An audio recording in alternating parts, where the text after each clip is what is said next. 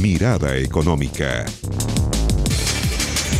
¿Cómo les va? Mirada Económica en el aire. La discusión económica se toma, Nicolás Vial, la discusión política. Reforma tributaria, reforma laboral, reforma a las pensiones. Se reunió durante toda la semana el presidente de la República con presidentes de los partidos de la oposición y el tema económico la lleva. Claro, y de hecho el provisional sigue generando fuertes discrepancias en algunos puntos. Principalmente, claro, hay miradas de consenso, pero en la forma en cómo se puede solucionar los problemas del sistema de pensiones, Andrés, todavía no hay una definición importante porque se retoma lo que es la discusión legislativa. Uno de los temas que propuso el presidente de la República tiene que ver con un seguro de longevidad, sobre todo para las personas que toman el retiro programado, no la renta vitalicia.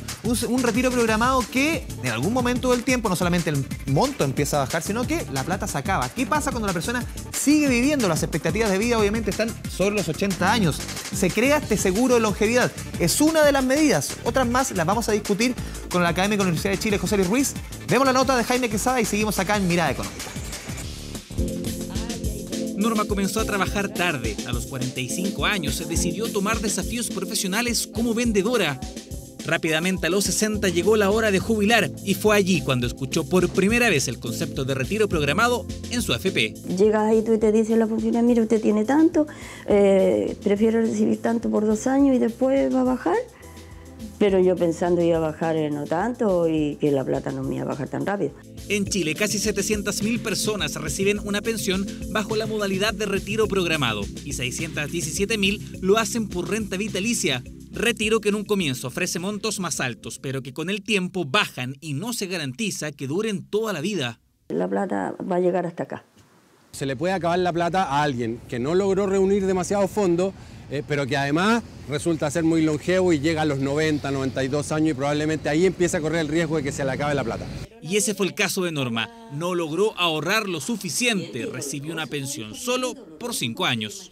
Programé sacar 130 por 2 años. Y después quedé más bajito, pero ya hasta cuando se me terminó y ahora quedé cero.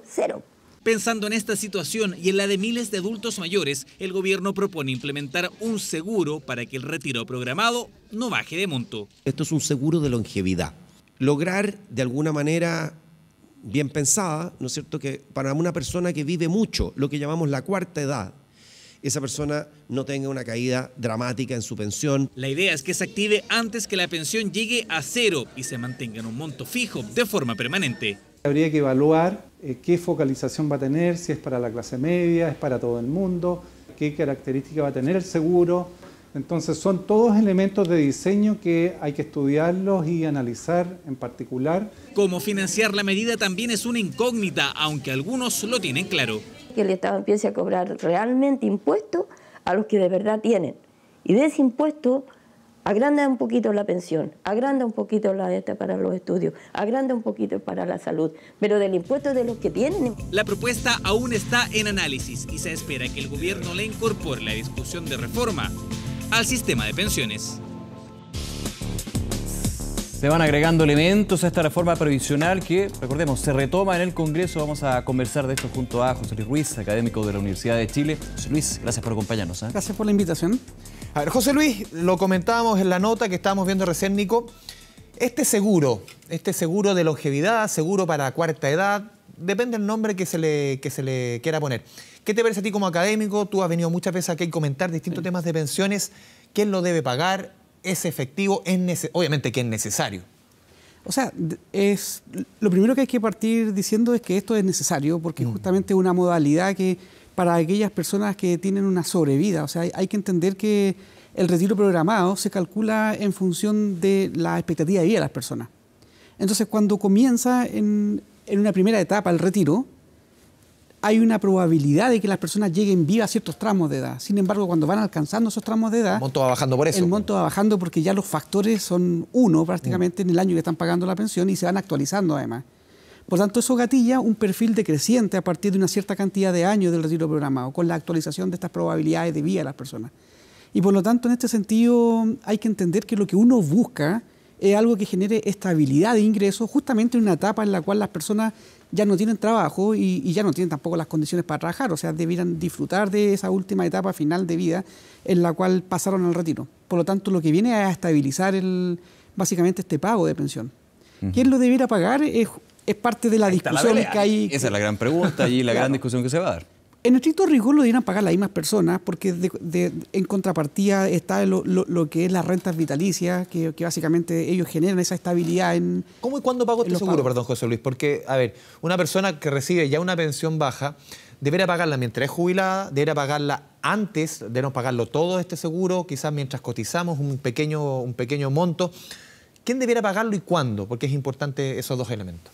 O sea, si uno buscara la eficiencia, aquí debieran pagarlo las personas que escogen esa modalidad de retiro programado, y lo ideal es que fuera al inicio en el cual ellos comienzan a ejecutar esta modalidad, porque ahí es más barato, por decirlo de alguna manera, porque tiene un saldo más grande y el impacto sería mucho menor en las pensiones. Una pequeña comisión, por ejemplo, sería. Un pequeño porcentaje como parte de una prima, por decirlo de alguna manera. Ahora, pero ahí aparece el primer problema, porque se habla de una comisión y justamente lo que se quiere buscar con el cambio del sistema de pensiones es que los que tengan las pensiones más bajas se vayan aumentando. Aquí se estaría sacando una pequeña tajada, pero una tajada al fin y al cabo. Claro, eso sería en un sentido de eficiencia. Ahora, justamente lo que tú dices es muy cierto. O sea, las pensiones ya son bajas y que todavía sean más bajas, pero al final del día lo que uno está buscando es un principio de seguridad social y lo que quiere justamente es hacer perfeccionamiento al modelo. Y una de las cosas que se pueden perfeccionar es justamente que no genere ese perfil decreciente en el tiempo y que ponga en riesgo, como el caso que acaban de mostrar de personas que alcanzaron una cierta edad y ven una disminución tan brusca, incluso que pudiendo llegar a cero el valor de las pensiones que ellos reciben.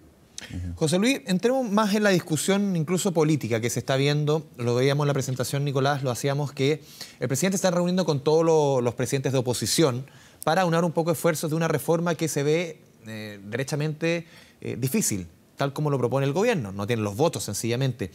Está proponiendo la oposición separar el proyecto.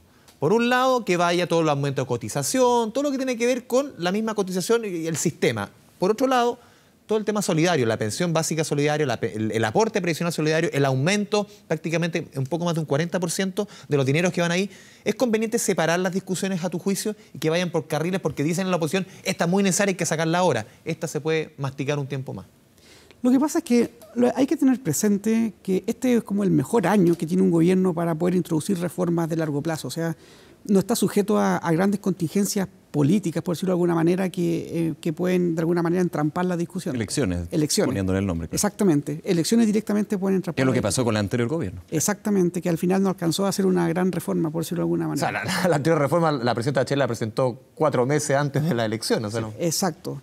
Entonces, técnicamente, yo voy a referir a la parte técnica, la parte política, dejémosela a los políticos. Sí. Técnicamente, lo mejor es hacer un rediseño de lo que se pueda mejorar con una mirada de largo plazo. Y lo que se requiere es mejorar las pensiones de todas las personas. No solamente hay una inmediatez por mejorarlo en un grupo de segmentos que necesita una mejora ya. Y justamente uno lo asocia con las personas que serían beneficiarias a través del pilar solidario. Pero yo creo que técnicamente es malo, por decirlo de alguna manera, separar el proyecto. O sea, creo que es necesario, que ya ha habido harta discusión. El diagnóstico yo creo que es malo, todo el mundo lo tiene claro. Sí, y ahí, perdón, complemento un poco. ¿Se pueden separar? Porque finalmente también esa es la pregunta. ¿Es malo porque no se pueden separar el pilar solidario, por ejemplo, con el resto que es la cotización adicional, grandes ejes, digamos? Es que, nuevamente, o sea, el mejorar las pensiones debe ser para todo y por lo tanto cuando tú separas la discusión nuevamente sigue entrampado en que la clase media no va a recibir gran parte de estos beneficios, o sea, se expande con el tema del pilar solidario una parte, pero el grueso de esa mirada no se alcanza. O sea, técnicamente es mejor hacer este análisis de introducir los cambios que haya que hacer. También está en la discusión, José Luis, el aumento en la cotización. Cuando el gobierno planteó esta idea, muy similar al planteamiento de Michelle Bachelet, que planteó el aumento de 10 a 15, el gobierno de Piñera de 10 a 14, eso sí, quien administrar la plata está la diferencia. Pero ya derechamente se está hablando, el mismo presidente le prestó ropa, en buen chileno, a esta idea de a un 18% aumentar la cotización en un poco más de tiempo. Y hay muchos que dicen, incluso con el nivel de rentabilidad que están teniendo los multifondos de pensiones, el 18% se está quedando corto. Hay riesgos. O sea, de partida, las pensiones hay que pensar que los parámetros estructurales no se han modificado desde el inicio. O sea, tenemos 37 a 38 años de funcionamiento y básicamente la tasa de cotización se debió haber ido reajustando en el tiempo. Estamos tarde, por decirlo de alguna manera. Claro, que eso la última reforma fue crear los multifondos, fortalecer también el 2002, pero no entró a ese tema más estructural, digamos. Exactamente, y de hecho técnicamente incluso hay ajustes que son muy impopulares, como que es tocar la edad legal de retiro. O sea, nadie quiere subir la edad de retiro. Políticamente. De hecho, está plenamente descartado. ¿No? Exactamente, o sea, se está creando un mecanismo que lo incentiva, pero en el fondo, y se entiende, o sea, porque con las actuales condiciones del mercado laboral no se podría. Pero hay que hacer las transiciones, o sea, hay que dar esa mirada de largo plazo. Volviendo al tema esencial, porque es esencial la tasa de cotización, no hay nada, ni un estudio serio que diga que tengamos que llegar al 18, es especulación. O sea, uno sabe que estamos cortos en un 10%, que básicamente las tasas de reemplazo son bajas, pero esto requiere gradualidad. Por lo tanto, una sugerencia que no está implementada por la propuesta es que hubiera una especie de comisión actuarial con miembros públicos privados que sigan con este reajuste gradual. Se propone, por ejemplo, la propuesta original del presidente Piñera es pasar del 10 al 14, incrementando en 0.8 por año esta tasa para llegar al ajuste que quieren lograr.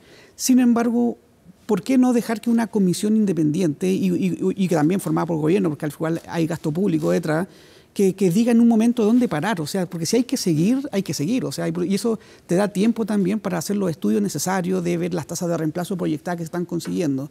En este momento, acercarnos al 18% puede ser muy caro. También hay consecuencias. Esto no es gratis. O sea, las pymes lanzaron el grito al cielo inmediatamente. Y siempre va a ocurrir. O sea, de hecho, con cualquier sistema de contribuciones hay un grueso en la población que lo puede percibir como un impuesto. Por lo tanto, la verdad es que así como a simple vista el 14 parece poco y el 18% quizás es mucho.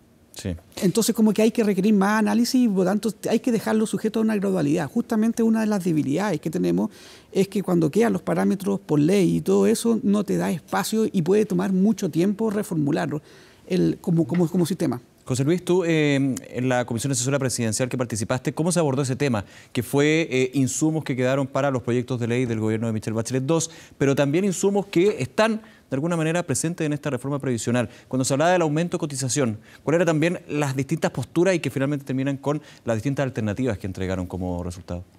Lo que pasa es que esa comisión, obviamente se generaron, por decir de alguna manera, dos visiones. Hubo una propuesta A, una propuesta B. Una que quiere introducir... Una C que votar un poquito. Claro, un caso. Entonces, en el fondo, en el concreto, refleja lo que uno siente. O sea, todas las personas tienen una opinión de lo que quisieran del sistema de pensiones. Cuando uno habla de solidaridad, todo el mundo dice, sí, yo quiero que haya más solidaridad en el sistema. Cuando le dicen hay que financiarlo de tu bolsillo, la gente dice, epa, no, yo quiero que lo que yo aporte... Claro, porque ahí se acaba. O sea, claro. Las personas quieren solidaridad para ellos, pero no financiarla. Es complejo cuando hay restricciones fiscales también. Entonces, en ese sentido, se abordó técnicamente el mover. Obviamente, también hay que entender que hay presiones. También, no que la comisión fuera influenciada por alguien externo, pero también, obviamente, se necesitaba que llegaran más recursos a ciertos segmentos y por eso que un grueso de la comisión terminó optando por, básicamente, elevar una tasa de cotización y que una parte fuera para financiar solidaridad. Yo fui uno de los que se opuso a eso porque desde mi óptica por eficiencia de mercado creo que es mejor que la solidaridad se financie con impuestos generales. Creo que el que tiene más a través de impuestos generales puede financiar algo que básicamente significa redistribución. Entonces no distorsiona tan fuerte un mercado laboral porque al alguien pagar por esta solidaridad con su cotización básicamente lo percibe como impuesto. Vamos a ir a la primera pausa aquí en Mirada Económica, pero José Luis, mira, vamos a ver la siguiente nota y la vamos a comentar a la vuelta. Mira, esto es bien polémico. Imagínese que lo cambien de AFP sin preguntarle y que todo su dinero fuese traspasado a otra administradora de pensiones. Fue lo que le pasó a un grupo de clientes de la AFP Cuprum, vulneración que otra vez involucra además a la AFP Provida, donde llegaron los dineros de forma irregular.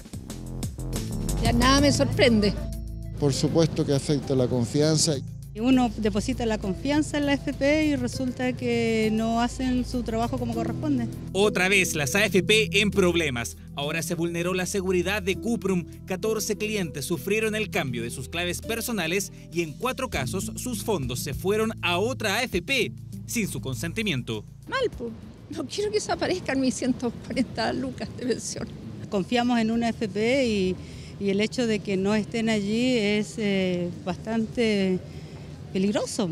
Un caso que reveló Radio Bio Bio y que involucra también a otra administradora. Los dineros traspasados se fueron a AFP Provida. 24 horas conversó en exclusiva con el superintendente de pensiones. Estamos en este caso efectuando las investigaciones pertinentes, tanto del actuar de la administradora de fondos de pensiones Cuprum como de la administradora de fondos de pensiones Provida. Se habló de un ciberataque, de hackers consiguiendo números privados. Sin embargo, se trataría de una operación casi amateur, materializada desde un café en Providencia. Se resetea la clave de los afiliados, o sea, se hacen estas preguntas que nos llegan, que no sé, qué día está de cumpleaños, cosas de ese tipo, y de esa manera logran vulnerar y conseguir las claves de los afiliados. Los traspasos se realizaron en enero de este año, solo un mes después que se multara a Provida por las mismas malas prácticas de su fuerza de ventas.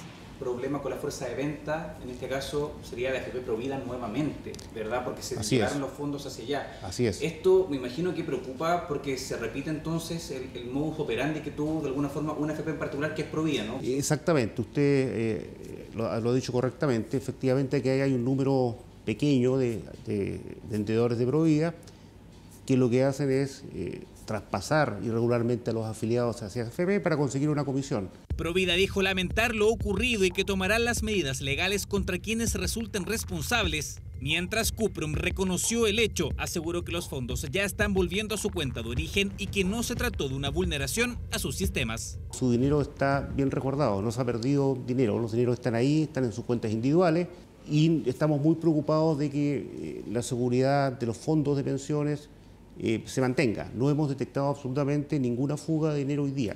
AFP Cuprum ya interpuso acciones legales y la superintendencia no descartó querellarse en el caso. Otra vez la seguridad de las AFP en entredicho. Mirada económica. Domina lo imposible en el New Peugeot Partner Professional y descubre la perfección para manejar tu negocio. Cotiza en Peugeot.cl.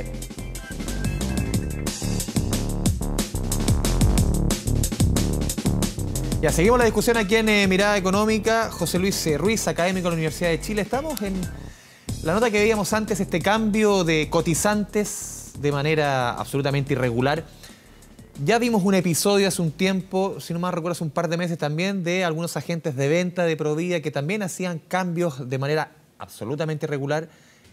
¿Cuánto le pone de ruido a la discusión este tipo de episodios, José Luis? Claramente son cosas que hay que ir agotando y mitigando en el tiempo. Es importante hacer todas las investigaciones, pero así a simple vista hace pensar que es netamente una práctica, mala práctica en este sentido de vendedores, o un vendedor en particular.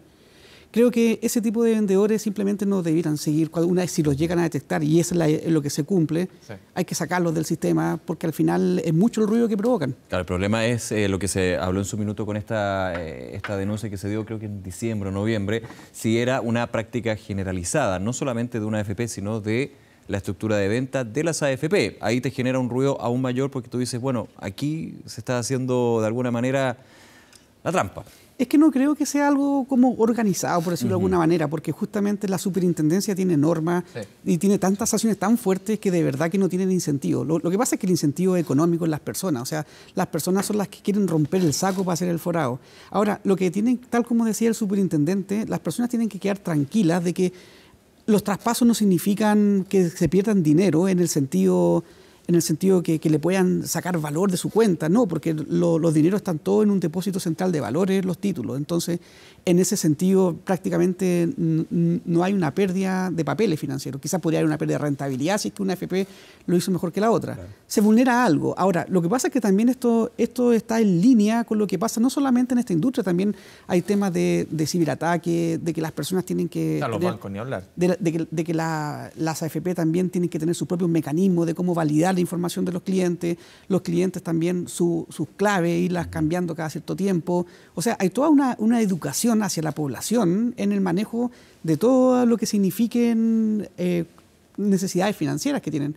José Luis, a ver, te quiero cambiar completamente de tema. Esta semana conocimos la licitación de cartera a los nuevos afiliados de AFP.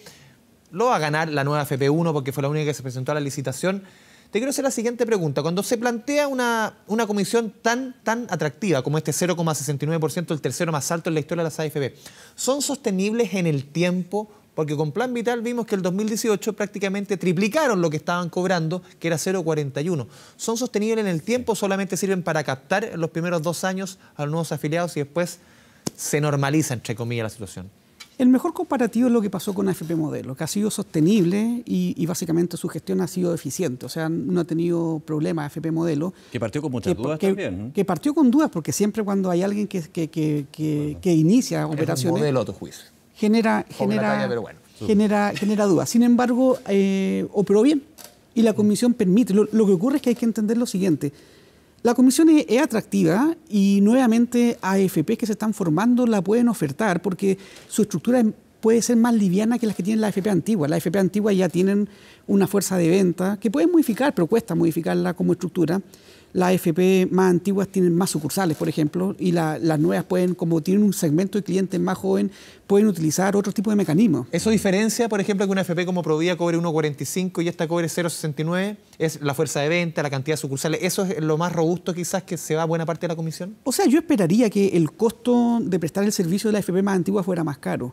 Sin embargo, hay que tener presente lo siguiente, y de hecho también Plan Vital plantea también ese modelo que hay que analizar, que es que Plan Vital lo que hizo fue, al ofertar modelo y entrar, las AFP antiguas fueron perdiendo participación de mercado.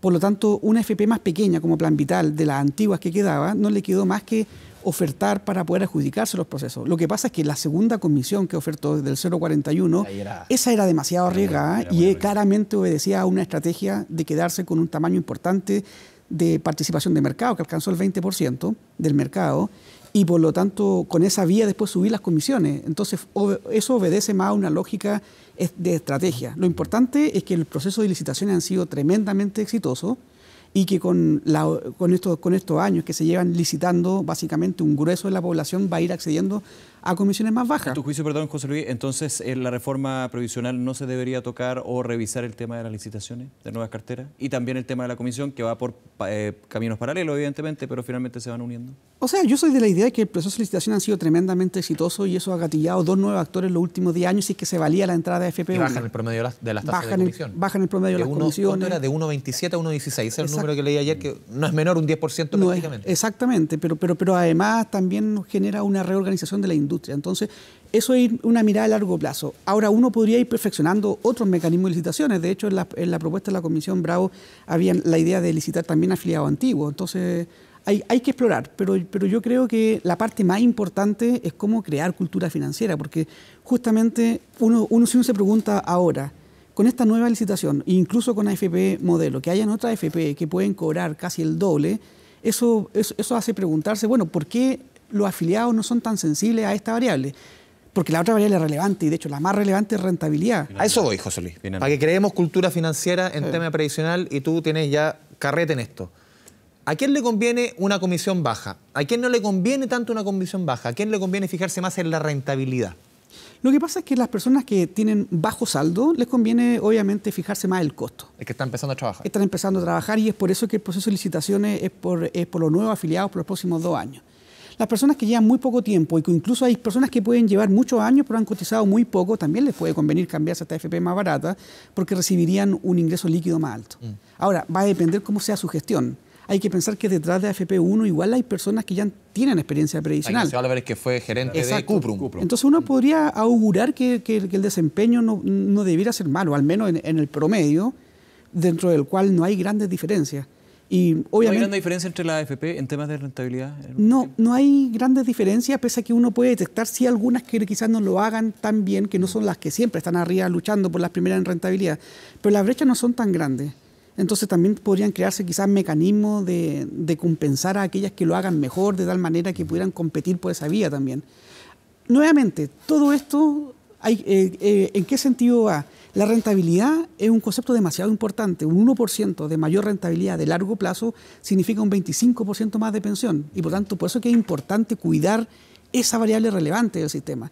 Si las personas fueran más atentas, más sensibles a esta variable relevante, podría gatillar un mejor comportamiento en las gestoras, las cuales no se les puede criticar una mala gestión de las carteras, pero claramente uno puede pensar que podrían haberlo hecho mejor también levemente.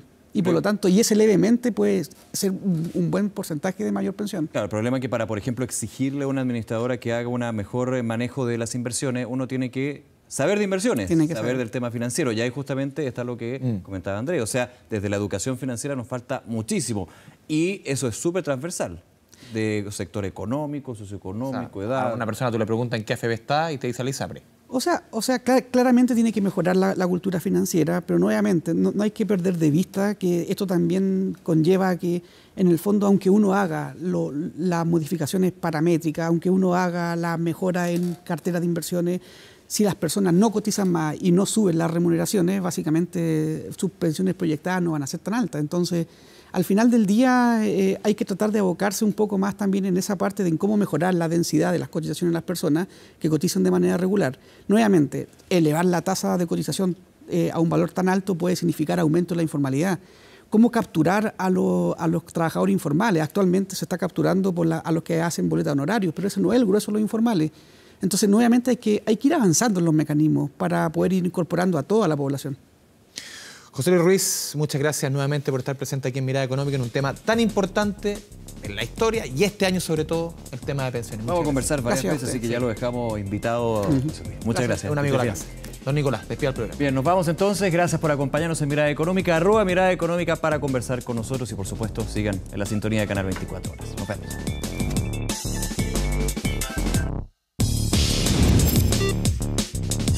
Mirada Económica.